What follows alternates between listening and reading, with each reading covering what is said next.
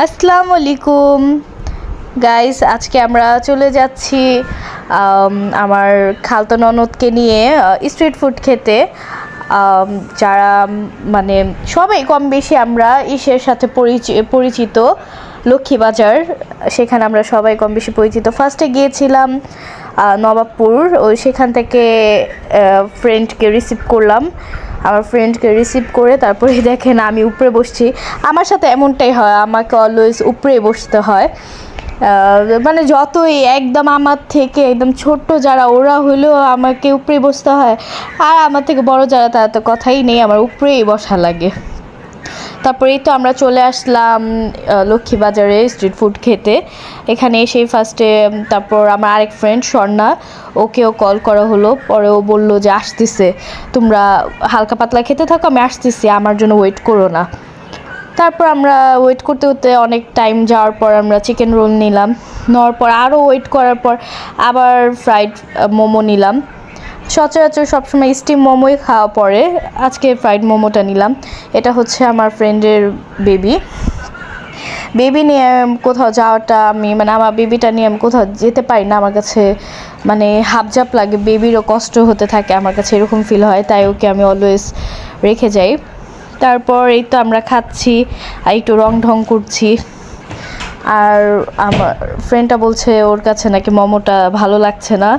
ও আর কি, আমি যতটুকু বুঝি ও আর কি তেমনভাবে ফাস্ট ফুড আইটেম খেতে পারে না, ওর কাছে মুঘল আইটেম ভালো লাগে, যেমন পোলাও, বিরিয়ানি, খিচুড়ি, এই টাইপসের। তো তারপর আবার ওয়েটই করতেছি, আসার কোনো খবর নেই। ওয়েট করতে করতে আমরা কিছুক্ষণের জন্য আবার একটু হাঁটাহাঁটি করলাম। তারপর ওয়েফেল নিয়ে নিল একটা, আমার খালতো ননদ বলতেছে যে ওয়েফেল খেয়ে নিয়ে একটা, স্বর্ণাপু আসতে আসতে। পরে আমি বললাম ওকে। পরে সেই দোকানে ফ্রেঞ্চ ফ্রাই বিক্রি করতেছিল, আর ইমুর বেবিটা মানে আমার ফ্রেন্ডের বেবিটা আর কি খেতে চাচ্ছিল, কিন্তু তারা বলল যে এই ফ্রেঞ্চ ফ্রাই সেলের জন্য না, এটা আমরা মিট বক্স বানাই। তারপর ও একটা ছোট মানুষ বলে তারা কি সুন্দর করে কতগুলো এনে দিয়েছে যে তুমি খাও বেবি, মানে মানুষের মানবতা। আর এই তো ওর জন্য ওয়েট করতে করতে ফাইনালি চলে আসলো। আসার পর আমি একটু ভিডিও ক্লিপ নিয়ে নিলাম। স্বর্ণা ওর বেবিটাকে নিয়ে আসছিল, বিকজ ওর বাসায় কেউ নাই রাখার মতো, তাই আর কি নিয়ে চলে আসছে। আর ও আসার পর আমরা পিৎজা নিয়ে নিলাম। পিৎজার আর কি 2টা পিৎজা নেওয়া হয়েছে, সেমই 2টা নেওয়া হয়েছে। পিৎজা নেওয়ার পর আমরা বসে একটু ভিডিও করলাম, পিকচার তুললাম, গল্প সল্প করতেছিলাম। আর এখানে রশনি বলতেছিল আমার পেট একদমই ভরা, আমি আর কিছুই খেতে পারবো না। তারপর এটা আমার হাজব্যান্ডের জন্য একটু ডাল রুটি নিয়ে নিলাম।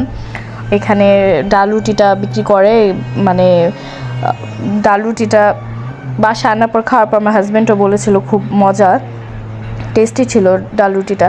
তারপর রশনি তো খেতেই পারছিল না, আর কি জোর করে ওকে খাওয়ানো হয়েছে।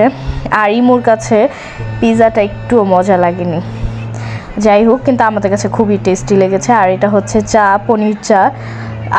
আমরা আরেক জায়গায় পনির চা খাই, সেটা আমি যখন দেখাবো আমি বলবো ওই পনির চাটা অনেক টেস্টি হয়, কিন্তু এখানকার পনির চাটা মোটেও ভালো লাগেনি, লবণাক্ত লেগেছে, মানে কোনো চায়ের ফিলই পাওয়া যায়নি, মনে হয়েছে কি যেন খাচ্ছি।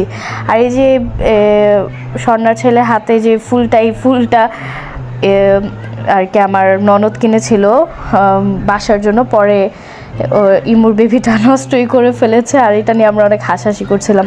তারপর যেহেতু শীতের দিন চলছে, তাই আর কি বাসার জন্য, আমার হাজব্যান্ডের জন্য আর আম্মুর জন্য হাঁসের ডিম নিয়ে নিলাম। তো গাইস, আজকের ভিডিও এই পর্যন্তই শেষ। সবাই আমাকে লাইক, ফলো, সাবস্ক্রাইব করবেন নাও। Bye, tata, love you.